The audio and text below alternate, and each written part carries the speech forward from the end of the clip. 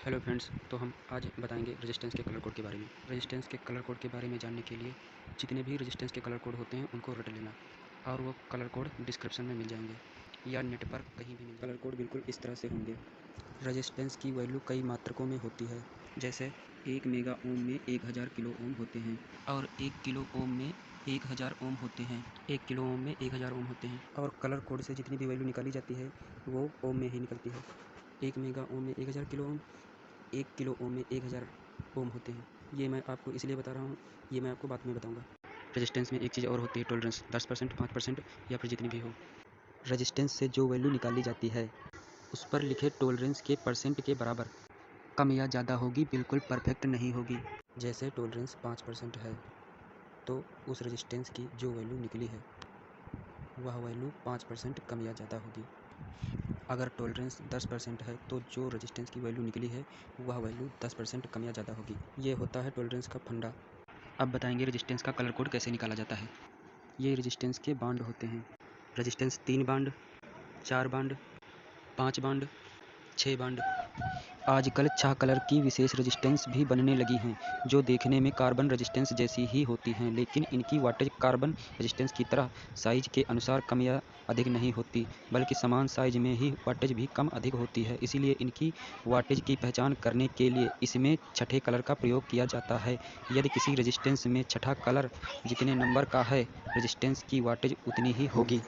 ये 6 कलर की रेजिस्टेंस की वाट की चार्ट है। रेजिस्टेंस के कलर कोड को निकालने के लिए हमें ये देखना होगा कि रेजिस्टेंस में जो ओम होता है उसकी कई इकाई होती हैं। जैसे रेजिस्टेंस में ओम होता है 1 ओम, 2 ओम, 3 ओम। ये सभी ओम जब 1000 तक हो जाते हैं तब के हो जाता है। 1000 तक तब ये के हो जाता है।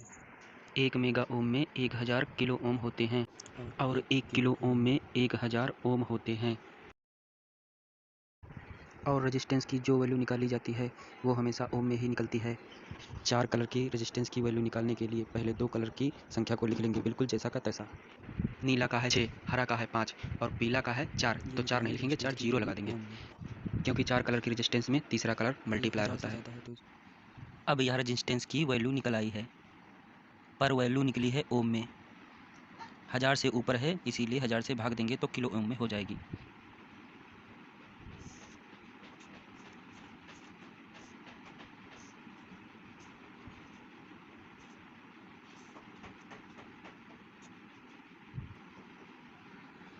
अब जैसे चौथा कलर गोल्डन है तो टॉलरेंस इसकी 5% होगी, मतलब जो वैल्यू इसकी निकली है ये 5% कम या ज़्यादा होगी। 5 कलर के रेजिस्टेंस में 3 डिजिट लिख लेंगे और चौथे के जितने नंबर हैं उतने जीरो लगा देंगे। ये 3 डिजिट उतार लिए और चौथे का जो कलर है उतने जीरो लगा दिए। इसकी भी वैल्यू निकल आई पर ओम में। 1000 से ऊपर है तो 1000 से भाग देंगे।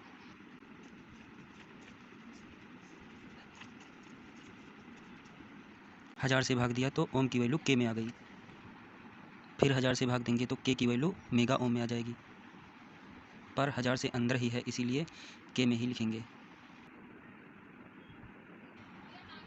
इसमें लास्ट वाला कलर सिल्वर है तो टॉलरेंस 10% होगी, मतलब जो इस रेजिस्टेंस की वैल्यू निकली है वो 10% कम या ज़्यादा होगी।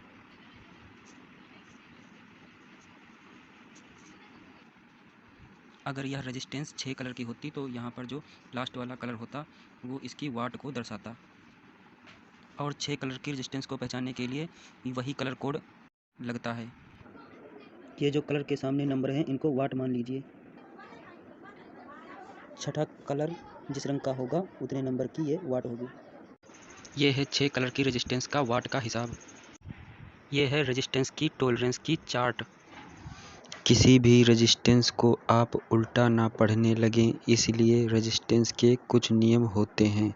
जैसे किसी भी रेजिस्टेंस में पहला कलर काला, गोल्डन या सिल्वर कभी नहीं होता है। रेजिस्टेंस में पहला कलर टर्मिनल के पास वाला होता है।